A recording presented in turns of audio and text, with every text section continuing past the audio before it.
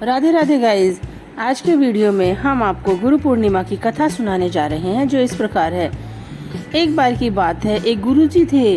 उनके आश्रम में बहुत से शिष्य रहा करते थे और वे उनको शिक्षा दिया करते थे और उनको शिक्षा के साथ साथ भिक्षा लेने भी गुरुदेव भेजा करते थे। एक दिन की बात है, उनके सभी शिष्य भिक्षा मांगने गए। तभी उनमें से एक शिष्य था, उसका नाम था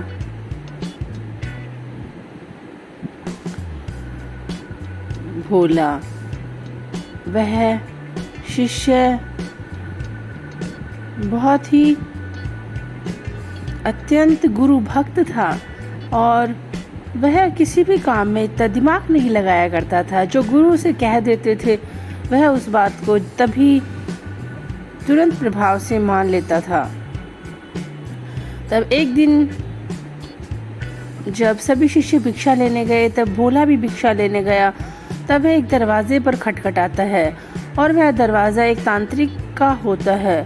वह तांत्रिक कहते हैं जिस किसी को जो भी श्राप दे देता था वह अवश्य ही पूर्ण होता था। तब भोला उसका दरवाज़ा खटखटाता है और कहता है कि मुझे भिक्षा चाहिए। और फिर तांत्रिक को बहुत क्रोध आता है। तांत्रिक कहता है तुम कौन हो? तब वह भोला जो होता है वो कहता है कि मैं तो यहीं पास में जो आश्रम है वहाँ से आया हूँ। मेरे गुरुजी बहुत श्रेष्ठ है। मेरे गुरुजी की बराबरी कोई नहीं कर सकता। मेरे गुरुजी तो बहुत सामर्थ्यवान है और मेरे गुरुजी ने ही मुझे भिक्षा लाने के लिए कहा है, तब मैं भिक्षा लेने के लिए आया हूँ। तब तांत्रिक को यह बात सहन नहीं होती।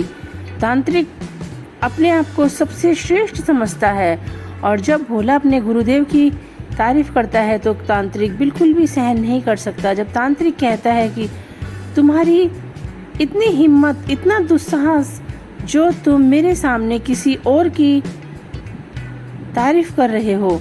तब उसने कहा कि तुम कल सूर्य निकलने से पहले ही मौत को प्राप्त हो जाओगे। तुम उगता सूर्य नहीं देख पाओगे, तुम्हारी मृत्यु हो जाएगी। और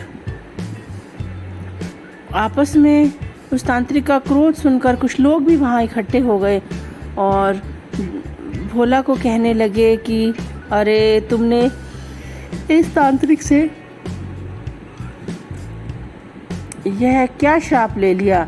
यह तांत्रिक तो जो कहता है वह अवश्य ही पूर्ण होता है। भोला बहुत चिंतित हो गया और वह घर पहुंचा। तब गुरुदेव ने उससे पूछा, भोला भिक्षा ले आए?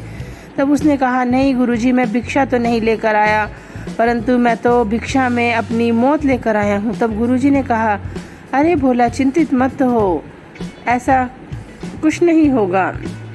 तब गुरुजी ने भोजन बना लिया और कहा, भोला आ जाओ, भोजन कर लो। सभी शिष्य आ गए हैं भोजन करने। तब भोला कहता है, गुरुदेव मुझे तो चिंता हो रही है, मैं तो मौत के निकट हूँ, मैं तो मरने वाला हूँ और आपको भोजन की पड़ी है। तब गुरुदेव कहते हैं, बेटा चिंतित मत हो, भोजन तो कर लो, अभी तो पूरी रात बाकी है। तब भोला ने भोजन कर लिया और फिर जब जैसे ही सोने का टाइम आया तो गुरुदेव ने कहा कि भोला कृपया मेरे चरण दबा दो। तब भोला ने कहा, जी गुरुजी, मैं भी बाकी बचा हुआ समय आपके चरणों में ही बिताना चाहता हूँ। मैं आपकी ही सेवा में ही अपना बचा कुचा समय व्यतीत करना चाहता हूँ। तब भोला गुरुदेव के चरण दबाने लगा। फिर गुरुदेव ने कहा, भोला चाहे कुछ भी हो जाए तुम मेरे चरणों को छोड़कर मत जाना। तब भोला ने कहा, जी गुरुजी, आपने जो आज्ञा मुझे दे दी मैं उसको अवश्य ही मानूंगा। तब जैसे ही रात्रि का पहला पहर शुरू हुआ तो तांत्रिक ने अपनी जो भविष्यवाणी अर्थात जो उसका श्राप था उसको पूर्ण करने के लिए एक देवी को सोना चांदी हीरा मोती लेकर भेजा और वह भोला के पास गई। उसने दरवाज़ा खटखटाया और कहा कि भोला देखो, मैं तुम्हारे लिए सोना चांदी हीरा मोती लेकर आई हूँ, यह कितने सुंदर है, कृपया तुम यहाँ आकर इन्हें ले लो। भोला ने कहा, नहीं, मैं मेरे गुरुजी की आज्ञा का उल्लंघन नहीं कर सकता। गुरुदेव ने कहा है कि भोला मेरे चरण दबाते रहो, इनको छोड़ना मत। अगर आप मुझे यह सब देना चाहती हैं तो यहाँ आकर इन्हें रख जाएं। तब देवी वहाँ से चली गई। फिर रात्रि का जैसे ही दूसरा पहर शुरू हुआ और जो तांत्रिक था उसने उसकी माँ का रूप लेकर एक महिला को वहाँ भेजा और कहा कि बेटा भोला, तुमसे मिले हुए कई दिन हो गए और यहाँ आकर मेरे गले लग जाओ।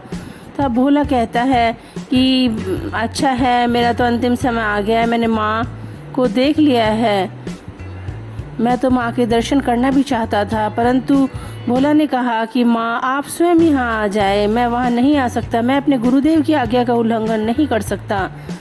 तब जो भोला की माँ के रूप में महिला आई थी वह भी चली जाती है और फिर जो तांत्रिक होता है वो स्वयं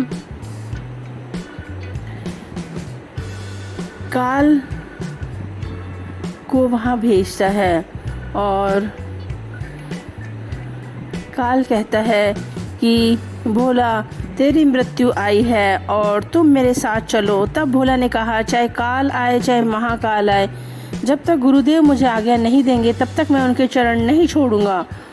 और तब वह भी वहाँ से चला जाता है और भोला पूरी रात बड़ी निष्ठा से और बड़ी भक्ति भाव से अपने गुरु के चरण दबाता रहता है। जैसे ही सुबह होती है गुरुदेव निंद्रा से जागते हैं और गुरुदेव कहते हैं कि अरे भोला, तुम तो जीवित लग रहे हो, तुम तो कह रहे थे कि कल मेरी मृत्यु हो जाएगी।